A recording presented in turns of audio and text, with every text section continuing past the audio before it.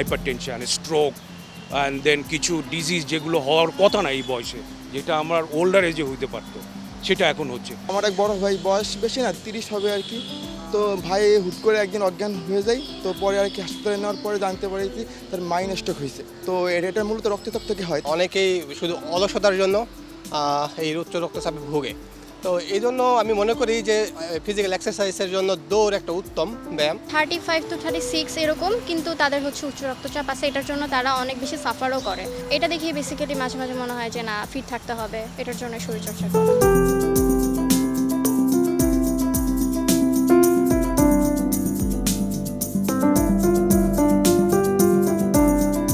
কিছু genetic disease আছে, সেই ডিজিজের কারণেও কিন্তু অল্প বয়সে প্রেশার বেশি থাকতে পারে।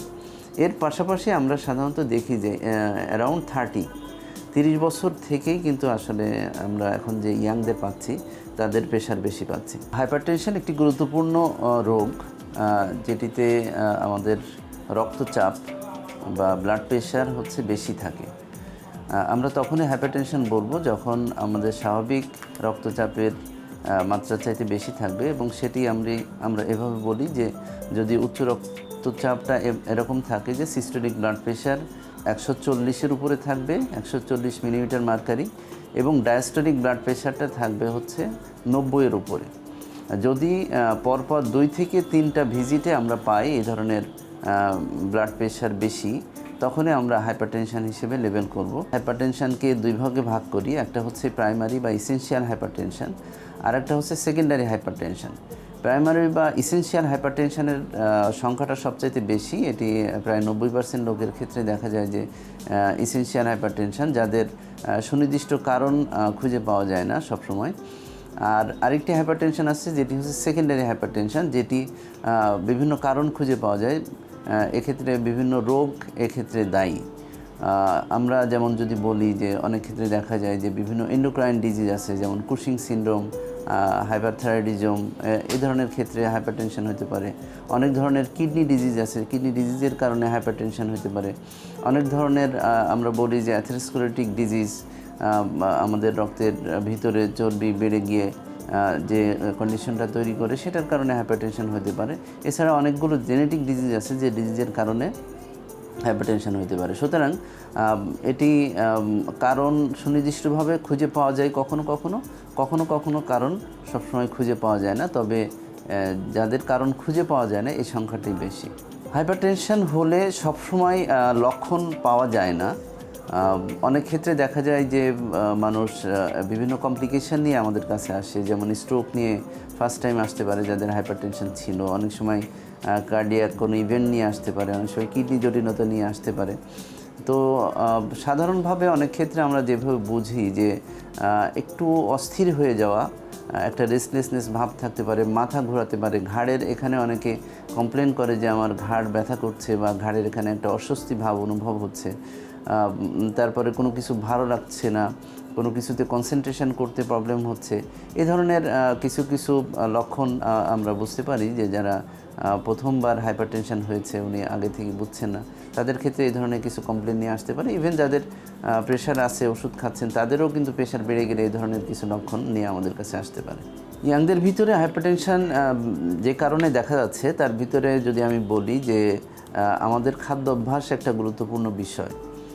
আমাদের দেখা যাচ্ছে পুয়ার ডায়েট, মানে ডায়েটে আমরা এমন কিছু খাওয়া খাচ্ছি যেগুলো আমরা সহজে ওবেস হয়ে যাচ্ছি, ওজন বেড়ে যাচ্ছে। সুতরাং ডায়েট একটা, আরেকটা হচ্ছে ইনঅ্যাক্টিভিটি। আমাদের লাইফস্টাইলটা একটা সিডেন্টারি লাইফস্টাইল, আমাদের এক্সারসাইজ আমরা করি না বা করতে পারি না, এক্সারসাইজ না করার কারণেও সেটি আমাদের এই জটিলতা বাড়ছে। এর পাশাপাশি আমাদের কিছু এনভায়রনমেন্টাল ফ্যাক্টর আছে, যেটি আমরা বলি যে আমাদের স্ট্রেস এখানে একটা কাজ করছে। এর পাশাপাশি আমাদের এই যে এনভায়রনমেন্টাল যে নয়েজগুলো, এখন যে নয়েজ পলিউশন হচ্ছে, এয়ার পলিউশন হচ্ছে, আমাদের এনভায়রনমেন্টাল টেম্পারেচার যে বেড়ে যাচ্ছে, এই সব কিছুর মূলেই কিন্তু দেখা যাচ্ছে যে আমাদের আলটিমেটলি হাইপারটেনশন করার ক্ষেত্রে একটা ভূমিকা রাখছে। যারা এই ধরনের লক্ষণ বুঝছেন তাদের উচিত হচ্ছে প্রথমে ব্লাড প্রেশারটা মেজার করা। প্রেশার আপনি বাসায় মাপতে পারেন, অথবা অনেক ফার্মেসিতে পাওয়া যায়, সেখানেও আপনি মাপতে পারেন। ইভেন ডাক্তারের শরণাপন্ন হয়েও আপনি প্রেশারটা মাপতে পারেন। আমি বলবো যে অবশ্যই প্রেশারটা মাপা উচিত এবং প্রেশার মেপে প্রথমবার প্রেশার বেশি পেলে ঘাবড়িয়ে যাওয়া উচিত না, কারণ হচ্ছে আপনি একবার প্রেশার বেশি যে কোনো কারণে থাকতে পারে, একটু এক্সারসাইজ করলে, অনেক সময় স্ট্রেসে থাকলে প্রেশার একটু বাড়ে। তো সেক্ষেত্রে প্রেশার মাপারও কিন্তু একটা নির্দিষ্ট নিয়ম আছে, সেই নিয়ম অনুযায়ী যদি প্রেশার মাপা না হয় তাহলে দেখা যায় ফলস পজিটিভ হতে পারে, তার মানে আপনার প্রেশার না থেকেও মনে হতে পারে যে এটা প্রেশার আছে। এবং সেই প্রেশার মাপার নিয়মটা যদি আমি একটু বলি, যে আসলে নিয়ম হচ্ছে যে আপনি প্রেশার মাপার আগে আপনি কোনো স্মোকিং অথবা চা কফি এটি খাবেন না, আধা ঘন্টা রেস্টে থাকবেন এবং সেই রেস্টে থাকার পরে পরপর 2টি মেজারমেন্ট নিতে হবে অ্যাটলিস্ট 1 মিনিটের ব্যবধানে, এবং 1 মিনিটের ব্যবধানে 2টি মেজারমেন্ট নেওয়ার পরে সেটা এভারেজ করে একটা প্রেশারটা যেটা আসবে সেটি হচ্ছে আসলে রিয়াল প্রেশার। সুতরাং ফার্স্ট টাইম যদি আমরা হাইপারটেনশন ডায়াগনোসিস করতে যাই তাহলে সেটি একটি প্রোটোকলের মাধ্যমে আমাদের সেই প্রেশারটা সঠিকভাবে নির্ণয় করে হাইপারটেনশন সেটি ডায়াগনোসিস কনফার্ম করতে হবে। যদি আপনি স্টেজ 1 হাইপারটেনশনে থাকেন, আপনার যদি অন্য কোনো রোগ না থাকে, যেমন আপনার ডায়াবেটিস, তারপরে আগে থেকে কোনো স্ট্রোক বা হার্ট অ্যাটাক হয়েছে, এই ধরনের কোনো জটিলতা যদি না থাকে, আপনি যদি ইয়াং থাকেন, সেক্ষেত্রে আমরা বলবো যে যদি স্টেজ 1 হাইপারটেনশনও যদি থাকেন তাহলে আপনি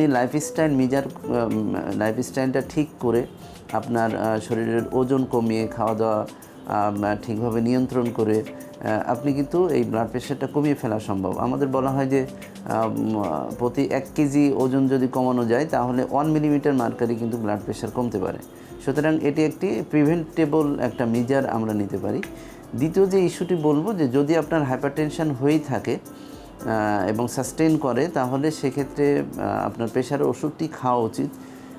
এই জন্য যে এই হাইপারটেনশন কিন্তু একটা পর্যায়ে গিয়ে আপনার শরীরের ভিতরে এমন কিছু পরিবর্তন নিয়ে আসবে, যে পরিবর্তনের কারণে আপনার হার্ট অ্যাটাকের ঝুঁকি বাড়বে, আপনার স্ট্রোকের ঝুঁকি বাড়বে, আপনার কিডনি নষ্ট হওয়ার ঝুঁকিটা বাড়বে, এবং অনেক সময় চোখে এমন কিছু পরিবর্তন হয় যে ক্ষেত্রে দৃষ্টিশক্তিতে একটি প্রবলেম তৈরি করে। তো সুতরাং ভবিষ্যতে এই ধরনের মারাত্মক ঝুঁকিকে প্রিভেন্ট করার জন্য আপনার নিয়মিত এবং প্রেশারের ওষুধ খাওয়া উচিত, এবং এমনভাবে খাওয়া উচিত যেন আপনার প্রেশারটা নর্মাল থাকে।